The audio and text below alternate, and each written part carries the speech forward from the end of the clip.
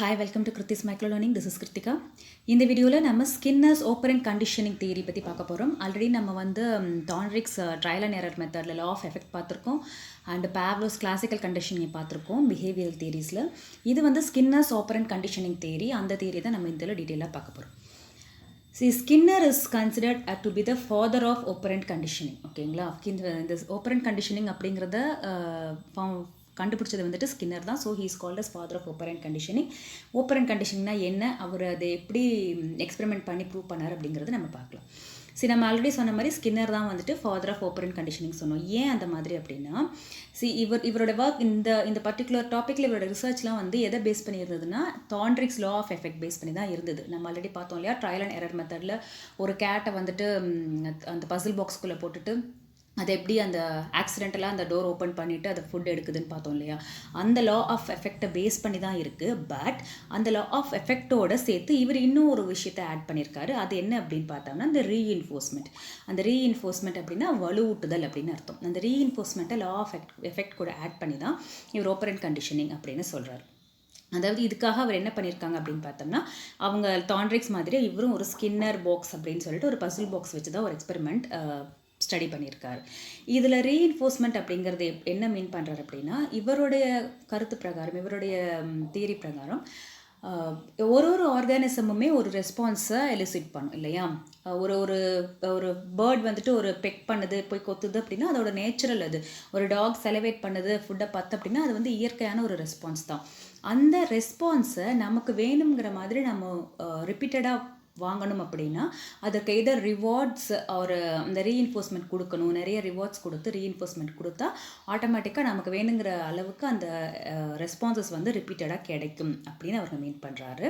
அதை தான் வந்துட்டு அவர் ரீஇன்ஃபோர்ஸிங் அண்ட் ரிவார்ட்ஸ் மூலியமாக இந்த பர்டிகுலர் எக்ஸ்பெரிமெண்ட்டில் அவங்க எக்ஸ்பிளைன் பண்ணியிருக்காங்க. ஸோ ஓப்பரண்ட் கண்டிஷனிங் அப்படிங்கிறது, operant conditioning is the learning process whereby deliberate behaviours are reinforced through consequence. So இப்போ ஒரு அனிமலுக்கோ ஒரு ஹியூமனுக்கோ நம்ம இந்த விஷயத்தை பண்ணால் நமக்கு இந்த மாதிரியான ஒரு கான்சிக்வன்ஸ் கிடைக்கும் அப்படின்னு தெரிஞ்சதுன்னா ஏதோ அந்த விஷயத்தை நிறைய தடவை பண்ணுவோம் ஆர் பண்ணாமல் இருப்போம். கரெக்டாக நமக்கு நல்ல மாதிரியான கான்சிக்வன்ஸ் கிடைக்குது, ரிவார்ட்ஸ் கிடைக்குது, நமக்கு அதனால் அப்ரிஷியேஷன் கிடைக்குது, நமக்கு கிஃப்ட்ஸ் கிடைக்குது, அது ஹாப்பியாக இருக்குது, ப்ளசன்ட் கான்சிக்வன்சஸ் கிடைக்குது அப்படின்னா நம்ம ரிப்பீட்டடாக அதை பண்ணுவோம். அன்பிளசன்ட் கான்சிக்வன்சஸ் கிடைக்குது, பனிஷ்மெண்ட்ஸ் கிடைக்குது, நம்மளை வந்து அதனால் நமக்கு ஹார்மாக இருக்குது, கஷ்டமாக இருக்குது அப்படின்னா அந்த பர்டிகுலர் ரெஸ்பான்ஸை வந்து நம்ம பண்ண மாட்டோம். ஆக்சுவலாக அவர் மீன் பண்ணுறது அதுதான்.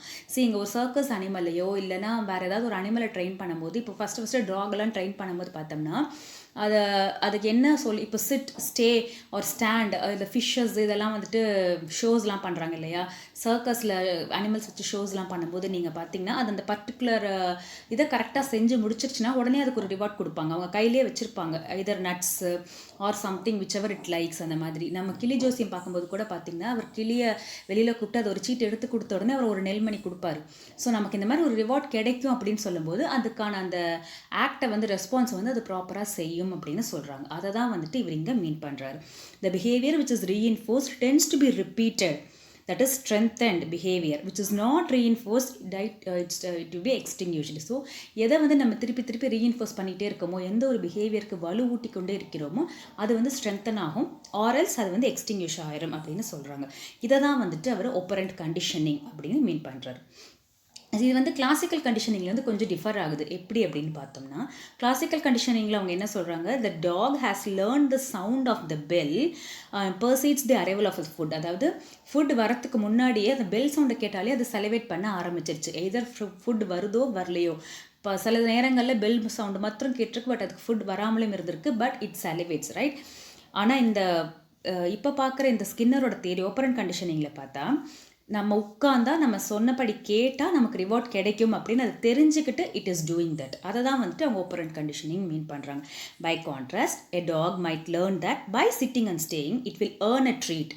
If the dog then gets better at sitting and staying in order to receive the treat, then it is operant conditioning. So treat கிடைக்கும், எஸ் கன்ஃபார்ம்டாக நமக்கு ரிவார்ட் கிடைக்கும் அப்படின்னு தெரிஞ்சுக்கிட்டு அது ஒரு கான்சிக்வன்ஸ், ஒரு ரெஸ்பான்ஸ் கொடுக்குது இல்லையா.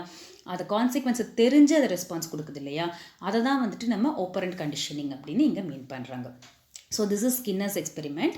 நம்ம ஃபஸ்ட்டு சொன்ன மாதிரி ஒரு பசில் பாக்ஸ் வச்சுருக்காங்க. அந்த பசில் பாக்ஸ்க்குள்ளே ஒரு ரேட் கொடுத்துருக்காரு. ஓகேங்களா, அந்த ரேட்டுக்கு வந்து என்னென்னா, இங்கே இருக்கிறது இந்த லிவர். ஆக்சிடென்டலாக அந்த லிவரை ப்ரெஸ் பண்ணால் இந்த ஃபுட் டிஸ்பென்சர்லேருந்து இதன் வழியாக ஒரு ஃபுட் பெல்லட், அதுக்கு தேவையான ஒரு ஃபுட் வந்து டிஸ்பென்ஸ் ஆகி வரும். அண்ட் அதே மாதிரி இங்கே சிக்னல் லைட்ஸ் கொடுத்துருக்காங்க, green lights and red lights. அந்த லைட்ஸ் எரியும் போதும் ஆஃப் ஆகும் போதும் அதுக்கு தகுந்த மாதிரி இங்கே எலக்ட்ரிக்கல் ஷாக்ஸ் வந்து ப்ரொடியூஸ் ஆகும். அதுக்கு அந்த பாசிட்டிவ் அண்ட் நெகட்டிவ் ரீஇன்ஃபோர்ஸ்மெண்ட் தெரியறதுக்காக. ஸோ இந்த ரேட் என்ன பண்ணுது, நம்ம ஃபஸ்ட்டு பார்த்த எக்ஸ்பெரிமெண்ட் மாதிரி ஆக்சிடென்டலாக ஒரு தடவை இந்த லிவரை ப்ரெஸ் பண்ணிடுச்சு. இந்த ஆக்சிடென்டலாக ப்ரெஸ் பண்ணோன்னா அதுக்கு ஃபுட் கிடச்சிருச்சு. ஸோ இந்த லிவரை ப்ரெஸ் பண்ணால் அதுக்கு ஃபுட் கிடைக்கும் அப்படிங்கிறத அதை வந்து பிஹேவியர் கொஞ்சம் கொஞ்சமாக லேர்ன் பண்ணிவிட்டு லிவரை ப்ரெஸ் பண்ணி அது ஃபுட்டும் எடுத்துக்குது. அதே மாதிரி அந்த லிவரை ப்ரெஸ் பண்ணும்போது அதுக்கு இங்கே இருக்கிற எலக்ட்ரிக் ஷாக் வந்து கட் ஆகுது. ஸோ நமக்கு லிவர் ப்ரெஸ் பண்ணால் ஒன்றும் ஃபுட் கிடைக்குது, பாசிட்டிவாக ஒன்று கிடைக்குது. அதே சமயம் நமக்கு கஷ்டமாக இருக்கக்கூடிய இந்த எலக்ட்ரிக் ஷாக்கும் கட் ஆகுது அப்படின்னு தெரியும் போது அதை ரிப்பீட்டடாக அந்த லிவரை ப்ரெஸ் பண்ணுற அந்த பிஹேவியரை லேர்ன் பண்ணுது அப்படின்னு சொல்கிறாங்க. So the rats were placed in a metal cage with number of levers. Rat first accidentally pressed the lever and causing the food to drop in the dish. தெரியாம தான் ஃபர்ஸ்ட் press பண்ணி food வாங்குது. After repeating the action, the rats saw that they could receive the food by pressing the lever. நிறைய தடவை இது மாதிரி பண்ணும்போது நமக்கு food கிடைக்குது அப்படிங்கும்போது அந்த behavior அதை learn பண்ணுது. So when rats are rewarded, they were conditioned to repeat the positive action to continue being rewarded. நமக்கு reward கிடைக்கும் போது நம்ம என்ன பண்ணுவோம், அந்த positive actionனை திரும்ப திரும்ப செய்யும்போது நமக்கு reward கிடைக்குது அப்படிங்கிறதுக்காக செய்வோம். Similar experiments அவர் pigeon வச்சும் அண்ட் இதை வச்சுமே மற்ற அனிமல் ஸ்பீஷஸ் வச்சும் அவர் ட்ரை பண்ணியிருக்காரு. இந்த மாதிரி ஒரு ரிவார்ட்ஸ்க்காக நம்ம ஒரு பர்டிகுலர் பிஹேவியர் கான்சிக்வன்ஸ் பேஸ் பண்ணி ரீஇன்ஃபோர்ஸ் பண்ணி லேர்ன் பண்ணுறோம் அப்படின்னா அதை தான் வந்துட்டு ஓப்பரண்ட் அப்படின்னு சொல்கிறாங்க. So the law of operant conditioning is, it states that if the occurrence of an operand is followed by the presentation of reinforcing stimulus, ஒரு reinforcing stimulus பேஸ் பண்ணி நம்ம ரிப்பீட்டடாக பண்ணுறோம் அப்படின்னா it will strengthen the operand. ஓகேங்களா, நம்ம அந்த பிஹேவியரை வலுவூட்டுறோம் அப்படின்னு சொல்கிறாங்க. if the response is not reinforced, it results in the extinction. அதை ரீஇன்ஃபோர்ஸ் பண்ணலை அப்படின்னா கொஞ்சம் கொஞ்சமாக அந்த பிஹேவியர் வந்து மறந்து போகிறதுக்கான வாய்ப்புகளும் இருக்குது அப்படின்னு சொல்கிறோம். Skinner identified 3 types of responses or operand that can follow the behavior. 3 types of responses இருக்குது. அந்த பிஹேவியரை ஃபாலோ பண்ணி அந்த பிஹேவியர் செய்ய வைக்கிறதுக்கு 3 விதமான ஒரு இது வந்துட்டு இருக்குது அப்படின்னு சொல்கிறாங்க. Neutral operants, reinforcers and punishers. So neutral operant அப்படிங்கிறது என்னென்னா, it's a response from the environment that neither increase nor decrease the probability of behaviour. அந்த பிஹேவியர் மேலே ஒரு பெரிய பாதிப்பை ஏற்படுத்தாத வகையில் இருக்கக்கூடியது தான். அதனால் அந்த ரெஸ்பான்ஸ்னால ஒரு இன்க்ரீஸும் கிடையாது, டிக்ரீஸும் கிடையாது, அந்த பிஹேவியர் அதே மாதிரி இருக்குது அப்படிங்கிறது neutral operants. Reinforcers, these are the responses from the environment that increase the probability of the behaviour being repeated. So அந்த ப்ராபபிலிட்டியை இன்க்ரீஸ் பண்ணுறக்கூடிய மாதிரியான ஒரு ரீஇன்ஃபோர்சஸ் தான் நம்ம சொல்கிறோம் இல்லையா. ஒரு ரிவார்ட்ஸ், ஒரு கிஃப்ட், ஒரு குழந்தைகிட்ட நீ குட் கேர்ளாக சமத்தாக உட்காந்துருந்தீங்கன்னா உனக்கு சாக்லேட் கிடைக்கும் அப்படின்னு ஒரு இது சொல்கிறோம், ரீஇன்ஃபோர்ஸ் பண்ணுற ஒரு பிஹேவியர் சொல்கிறோம் அப்படின்னா அந்த சாக்லேட்காக அந்த குழந்தை அந்த குவைட்டாக இருக்குது, ரிப்பீட்டடாக அதை பண்ணுறாங்க அந்த அப்படின்னு சொல்கிறோம் இல்லையா. ஸோ ஒரு பிஹேவியர் இன்க்ரீஸ் ஆகிறதுக்கு ஏதோ ஒரு ரெஸ்பான்ஸ் காரணமாக இருக்குது அப்படின்னா அது வந்து நம்ம ரீஇன்ஃபோர்சஸ் அப்படின்னு சொல்கிறோம். அதே மாதிரி ஒரு பிஹேவியர் டிக்ரீஸ் ஆகிறதுக்கு ஏதோ ஒரு ரெஸ்பான்ஸ் ரீசனாக இருக்குது அப்படின்னா அதை வந்து நம்ம பனிஷர்ஸ் அப்படின்னு சொல்கிறோம். இதுதான் வந்துட்டு இந்த 3 விதங்களாக அவர் வந்து பார்க்குறாரு. அப்படி பார்த்த மாதிரி ரீஇன்ஃபோர்ஸ்மெண்ட்டில் பாசிட்டிவ் அண்ட் நெகட்டிவ் 2 டைப் இருக்குது. ஒன்று வந்து என்னென்னு பார்த்தோம்னா positive reinforcement which adds the pleasant stimulus. Positive அப்படிங்கிறது வந்து ஆட் பண்ணுறது, ப்ளசன்ட் ஸ்டிமுலஸை நமக்கு ஆட் பண்ணுறது, நமக்கு கிடைக்க ஒரு கிஃப்ட்டோ ரிவார்டோ கிடைக்கிறது வந்து பாசிட்டிவ் ரீஇன்ஃபோர்ஸ்மெண்ட். அதனால் அந்த இது வந்துட்டு பிஹேவியர் இன்க்ரீஸ் ஆகுது. அதே வந்துட்டு அந்த ப்ளசன்ட் ஸ்டிமுலஸை வந்து நம்மக்கிட்ட இருந்து ரிமூவ் பண்ணுறாங்க அப்படின்னு சொல்கிறோம். உனக்கு கிடைச்ச ரிவார்டை வந்துட்டு ரிமூவ் பண்ணுறோம், உனக்கு கொடுத்த 5 ஸ்டார்ஸை ரிமூவ் பண்ணுறோம் அப்படின்னா அது வந்து டிக்ரீஸிங் தி பிஹேவியர். இங்கே வந்துட்டு ப்ளசன்ட் ஸ்டிமுலஸை ஆட் பண்ணுறோம், இட் இன்க்ரீசஸ் த பிஹேவியர். இங்கே வந்துட்டு ப்ளசன்ட் ஸ்டிமுலஸை ரிமூவ் பண்ணுறோம், தட் டிக்ரீஸ் த பிஹேவியர். அதே மாதிரி இங்கே வந்து ஆடிங் அவர்சிவ் ஸ்டிமுலஸ், நமக்கு பிடிக்காத ஒரு விஷயத்தை ஆட் பண்ணுறது வந்துட்டு நம்ம இதை வந்து டிக்ரீஸ் பண்ணும் இல்லையா. ஒரு பனிஷ்மெண்ட் கொடுக்குறாங்க இல்லை ஏதோ ஒன்று திட்டுறாங்க அப்படிங்கும்போது அதை வந்து இந்த பிஹேவியரை டிக்ரீஸ் பண்ணுது. அதே மாதிரி ரிமூவிங் தி அவர்சிவ் ஸ்டிமுலஸ், அது வந்து இன்க்ரீஸ் த பிஹேவியர். அந்த நமக்கு பிடிக்காத அந்த ஒரு விஷயத்தை நம்மக்கிட்ட இருந்து ரிமூவ் பண்ணுறாங்க. இப்போ உனக்கு பனிஷ்மெண்ட்ஸ் கிடையாது அப்படின்னு சொல்லும்போது நம்ம வந்து இன்க்ரீஸிங்காக அந்த பிஹேவியரை மெயின்டைன் பண்ணுவோம் இல்லையா. அதுதான் வந்துட்டு இங்கே பாசிட்டிவ் அண்ட் நெகட்டிவ் ரீஇன்ஃபோர்ஸ்மெண்ட். அதுக்கான எக்ஸாம்பிள்ஸாக வந்துட்டு கொடுத்துருக்காங்க. இந்த பர்டிகுலர் எக்ஸ்பெரிமெண்ட்டில் எப்படி இருக்குது அப்படின்னு பார்த்தோம்னா, See, something is given to the mouse, something is taken from the mouse. அதுதான் நம்ம முன்னாடியும் சொன்னோம். நமக்கு ப்ளசண்ட்டாக கொடுத்தாங்க அப்படின்னா நமக்கு வந்து அது இன்க்ரீஸ் ஆகும். அதை நம்ம அந்த ப்ளசன்ட் திங் நம்மக்கிட்ட இருந்து எடுத்தாங்க அப்படின்னா நம்மளோட பிஹேவியர் டிக்ரீஸ் ஆகும். அதை தான் இங்கேயும் சொல்கிறாங்க. ஸோ பாசிட்டிவ் ரீஇன்ஃபோர்ஸ்மெண்ட்டில் mouse is given the food when the liver is pressed. Lever press பண்ணும்போது மவுஸ்க்கு ஃபுட் கிடைக்குது, அது பாசிட்டிவ் ரீஇன்ஃபோர்ஸ்மெண்ட் ரிவார்ட் கிடைக்குது. A negative reinforcement, the loud noise is stopped when the liver is pressed. அந்த liver press பண்ணும்போது food கிடைக்கிறது நமக்கு கிடைக்கப்பட ஒரு விஷயம். அதே மாதிரி நமக்கு பிடிக்காத விஷயம் ஒன்று எடுத்துடுறாங்க, அது உள்ள ஒரு லவுட் நாய்ஸ் இருந்துகிட்டே இருக்குது, அந்த லிவரை ப்ரெஸ் பண்ணால் அந்த லவுட் நாய்ஸ் போயிடுது. அதுவும் வந்து அதுக்கு ஹாப்பியாக இருக்கும் இல்லையா, அது வந்து நெகட்டிவ் ரீஇன்ஃபோர்ஸ்மெண்ட். நெக்ஸ்ட் பாசிட்டிவ் பனிஷ்மெண்ட்டில் மவுஸ் இஸ் ஷாக்ட் அந்த லிவர் இஸ் ப்ரெஸ்ட். அந்த ஒரு லிவர் ப்ரெஸ் பண்ணும்போது அதுக்கு ஷாக்கும் அடிக்குது, ரெட் லைட் எரியும் போது. அண்ட் நெகட்டிவ் பனிஷ்மெண்ட் பர்டிகுலராக இதில் வந்து நெகட்டிவ் பனிஷ்மெண்ட் ஒன்றும் இல்லை, அதுக்கு வந்து ஏதாவது ஒன்று டிக்ரீஸ் பண்ணுற இதை வந்து உங்ககிட்ட எடுத்துரும் அப்படின்னு சொல்கிற மாதிரி இந்த பர்டிகுலர் எக்ஸ்பெரிமெண்ட்டில் எதுவும் இல்லை. பட் ஜென்ரலாக வந்துட்டு நம்மக்கிட்ட இருந்த ஒரு நமக்கு பிடிச்ச ஒரு விஷயத்தை எடுக்கிறது வந்துட்டு இங்கே நெகட்டிவ் ஒரு பனிஷ்மெண்ட் அப்படின்னு சொல்கிறாங்க. ஸோ ஆல்ரெடி நம்ம சொன்ன மாதிரி punishments it's defined as the opposite of reinforcement. Reinforcement is giving us something, நல்லதோ கேட்டதோ நமக்கு கொடுக்கறது உண்டு. Punishment is taking away something. It is an aversive event that decreases the behaviour. அந்த ஏதோ ஒரு பிஹேவியரோட ஆக்டிவிட்டியை டிக்ரீஸ் பண்ணணும் அப்படிங்கிறது தான் வந்துட்டு இந்த பனிஷ்மெண்ட்டோட நோக்கமாக இருக்கும். Like reinforcement, punishment can work either by directly applying an unpleasant smell like a shock after a response or by removing the rewarding stimulus.